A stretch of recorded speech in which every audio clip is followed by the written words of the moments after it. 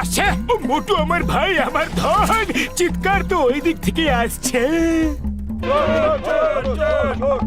তোমরা ভালো করে শুনে রাখো, কিচ্ছু বলবো না, কিচ্ছু বলবো না।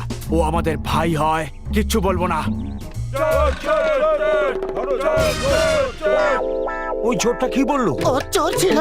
আচ্ছা, ও বললো আমি বলছি তোমরা ভালো করে শোনো। বলবো না, বলবো না। ও আমাদের বন্ধু, বলবো না। ওকে মারো, চোরের বন্ধু।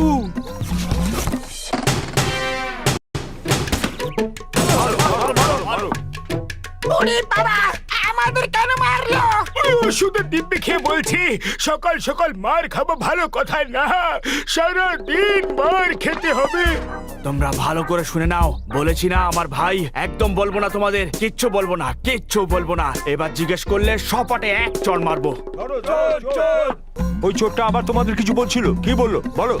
আমি বলছি তোমরা ভালো করে শুনে রাখো। ও আমাদের ভাই। একবার বলেছি না বলবো না, বলবো না।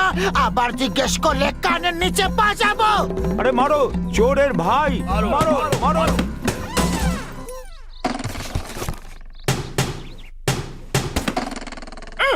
শুকনো পাপড়ের দিব্যি খেয়ে বলছি, ওষুধের দিব্যি। লোকে সকাল সকাল দুধ চা জিলিপি খায়, আর আমরা মার খাচ্ছি।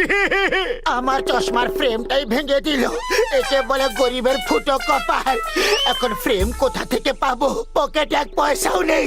পতলু আমার ভাই, আমার ইয়ার, আমার কাছে অনেক চশমা আছে। সত্যি? আমার ঠাকুরদার চশমা জমানোর বিরাট শখ ছিল।